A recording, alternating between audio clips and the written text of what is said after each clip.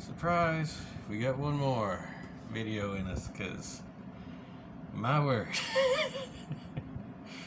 this has not gone to plan, but things have still been going on. Okay, let's start. Yesterday was fine initially. I was able to get moved out of the apartment easily. Like the landlady didn't have any comments or anything, so she was happy with how it looked. Kenji came and picked up my futon and the violins. That was the last of the big stuff. Before that, we had successfully sent off my two big suitcases to be shipped to the airport. So I'll have to pick them up on the 3rd before I fly off. But they should be at the airport, so it's just grab them and go. Leaving me with a little backpack, a little suitcase, a backpack. Sorry, my brain. I'm not restarting though, I'm too tired. So, suitcase, backpack, like 3 layers of clothes that I couldn't fit in to any of the suitcases, my Katana umbrella, and my Monkey D. Luffy hat that I'm having to carry everywhere.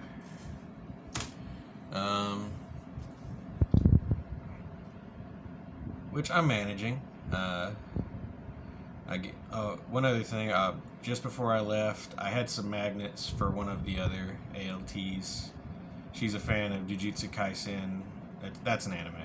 And the magnets had pictures of several of the characters, so I hid them to a spot in the station for her to find and send her a message showing her a picture. So that was kind of fun. And then the trip went smooth up until around Osaka, or maybe it's Tokyo. Anyway, so got on the Shinkansen. Oh, okay. First, bus to Ninohe, fine. Shinkansen to Tokyo, fine. I kind of meant to get off early to get a burger at the Hard Rock Cafe, but I forgot. So went all the way to the Tokyo station. Not worth going back for, so I ate at McDonald's. So just for a recap, I had eaten at like 9 o'clock. I'd had a sandwich and some chicken nuggets from a conveni. And then I ate again around 8.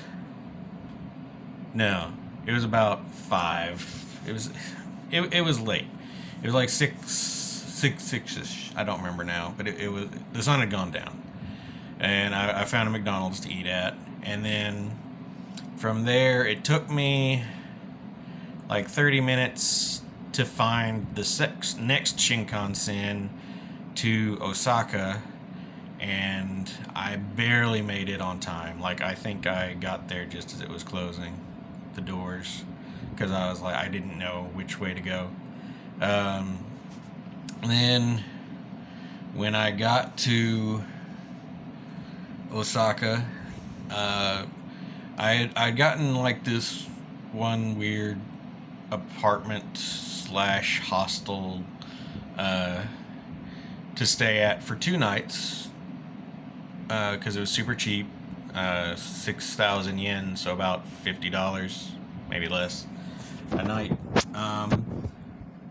But by the time I got there, after all of the shenanigans, some trains I missed, some walking I had to do, carrying all of this stuff, I was done, and it was after 10.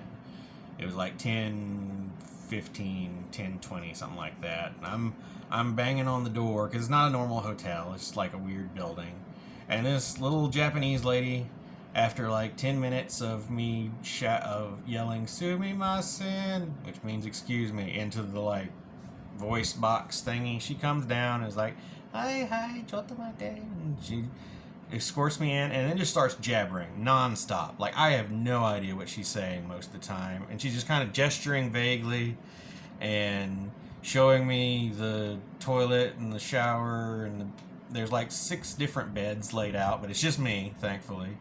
But and I get her to stop briefly because she said something that sounds vaguely important, and she's like, "1 night only," and I had to translate that through my app, but still, I got that out. And I'm like, "Oh, okay," and I was too tired, and she wasn't using the app. Like, she just said that as I put it in her face, and then she kind of like shoved it. She didn't shove it away. Japanese people aren't that rude, but she ignored it completely.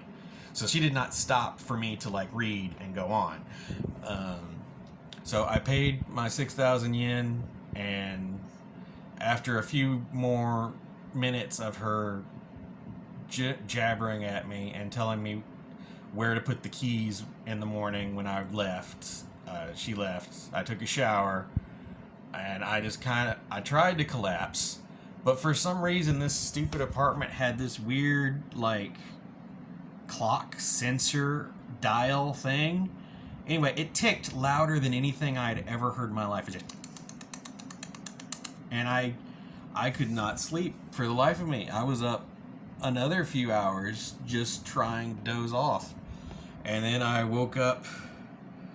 I had set my alarm for 8 because I wanted to do USJ today. And I'm like, well, I can get there at a reasonable time, and that'll be my whole day today. And then I'll do some more Osaka stuff tomorrow, and then go to the Ninja Village, and then the 3rd is when my plane is there. So I would just go to Tokyo and maybe see the giant Gundam. I'd like to, if I can get on the way, because like my plane doesn't leave till 5. So if I could do that in the morning, then I would feel safe about that. But whew, not fun. So anyway, I woke up today, and it was a little better. Once it took me a while to actually get up, because I was like, like I turned my alarm off a couple of times, and I eventually groggily put on my several layers of stuff and my suitcase and everything again, because initially I had intended to just leave my stuff and go explore, but I couldn't do that. So I had to find another hotel, and I decided I was kind of wishy-washy. I started to go do some things, and then I kept getting frustrated having to pick my suitcase up and down stairs because I'm having to take trains everywhere, and so eventually I'm like, no, hotel first. And so about noon, maybe like 11:30, I find this hotel. I looked it up. It's close to USJ, and it's like a 4-star, and it's reasonably inexpensive. Like, it's under $200. It was like it was like 17,000 yen, which translates down to about $150 a night. So I got that for 1 night. There were a couple other options, but this just felt right, and it was one of the first ones that popped up. And so I have that for tonight. And so I figured once I got that done, I actually did a couple of fun things, and my mood picked up a little bit. So I went to this restaurant. Well, it's not even a restaurant. It's like a open air side market diner thing called Toyu, and one of my friends, Diana, she told me about it, and she's like, you have to do that while you're in Osaka, and so bravo to her, because it was excellent. The shtick of this place is the guy is like really old. He's been doing this forever, and he cooks the fish with like a blowtorch and on the little charcoal grill, but he doesn't use like gloves or any tongs or anything. He just has his hand and like a jug of water, and he's like going dip, move, dip, turn, and I'm like, and it's really interesting to watch. And luckily I got the table like right next to him, and so I got to see him do it like a couple of times, and so that was interesting. And the fish was really good. I got the eel, and I got the charcoal grilled tuna cheek, which was the thing that he used the burner for. Um, and also, since it was so packed, is had a couple of other people from the States who were at the same table, and we chatted a little bit. Excuse me. Their names were Michael and Tiffany, and they were from New York. And they were pretty nice. They didn't know any Japanese or anything, so I taught them how to say delicious. Oishi, in case you were curious.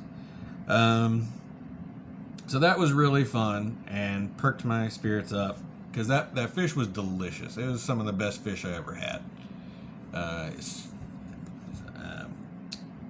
And from there, I was like a 30-minute walk from Osaka Castle, and I'd never been to an intact castle before. All the other castle grounds I've been to, it's just like the walls and stuff. So I took a jaunt over to the Osaka Castle, and it took me like 30 minutes. Well, I actually made pretty good time. I think it only took me like 20 minutes to get to the castle grounds, and then I kind of wandered around because there was like food stalls and stuff. I got me a cheese-filled Ju-in pan, which is like it's pancake mix but shaped like a 10-yen coin and filled with something. You can get cheese or chocolate or custard, and I really like the cheese one.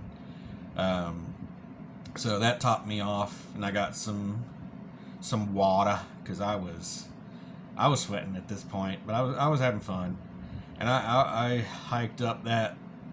There's like 2 moats you cross, and you're hiking uphill all the way, and then the castle itself is got a line that you wait like 30 minutes for, and then the castle is 8 floors tall, and you're going up the stairs for that because the line to the elevator is too long. And inside,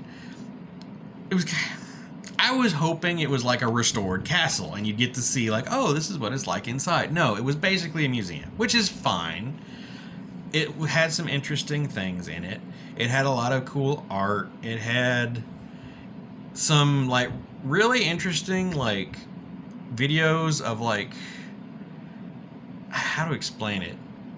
It was like a paper cutout with projected live action people onto it, so it had a really interesting look, and it would tell like little snippets of one of the famous feudal uniter guys, like his rise to power, Hideyoshi, so the second guy. And then you could go up on the main observation deck and take pictures. And I did take pictures, and I had fun, but like by about the 4th floor, I was just kind of done, and I was just trying to hustle through. I didn't care anymore. My feet were hurting. I was sweating so much. At least I wasn't carrying my suitcase and 3 layers of clothes. I was only doing 2 because I wanted my jacket for pockets. And I was still wearing 2 layers of pants because I didn't want to change pants in the lobby because I couldn't go to my room yet. I just got in my room. Check-in was at 3. But they at least had my bags and my hat and all of my effects. So I just now got back, and it's what, 5? It's almost 6, but it's like between 5 and 6. I don't feel like looking at the moment. And that's been my day. It's been my 2 days. That's been my 2 days. And my word, I don't know what to do. This has not gone to plan. I don't even know if I want to do USJ tomorrow. I'm gonna do one of 2 things. I'm gonna rest for a minute, chill, and think. I'm either going to get up early, go to USJ, leave around 11 or 12, go to the Ninja Village, look around there, or I'm just gonna go straight to the Ninja Village. I might do the aquarium instead. It's like right here next to the hotel, and it's probably significantly cheaper than USJ. Because I don't know if I'll enjoy USJ without somebody with me. This has been kind of the simple fact of being in Japan by myself. I don't have anybody to share this stuff with, and so it's kind of boring. no matter what I see, I'm like, oh, that's cool, isn't it? Oh, yeah, I guess it's cool, And I'm tired of it, and I guess that's one of the main frustrations that I haven't spoken of the entire time I'm here, because nobody ever wanted to do anything with me. Like the first year, I got a group to go with me to Hanamaki, and we had a lot of fun. And then after that, it was basically just me doing random stuff in Japan, and it's not as satisfying. So that's today. We'll just see what happens tomorrow. I needed to get all that out, but at the very least, I have a place to sleep tonight. It's a very nice hotel. It has beds. It has air conditioning. I took a shower. I changed clothes. So I feel okay now. I might check and see how late the aquarium is open and do a night viewing of that. I don't know. Probably not. I'm feeling kind of in for the night unless I get hungry. And even then, I might order pizza or something. So that's my experience. Who knows? I may just say F everything and go like straight to the airport and like sleep in the lobby. At this point, I'm just kind of done. Thank you, Diana, again for giving me the one really fun thing I've done this whole time. And this is why I always told my friends Bonnie, if she ever came here, she did not want me to plan because my plans go awry. But if it's just me, it's not that big a deal. I can adjust and conquer, I suppose. It's just I'm tired. I think after this, I can honestly say I'm ready to be home. I'm ready to be in America. I'm ready to be in familiar places where I don't have to think about anything. I just want to sleep for a week. So soon.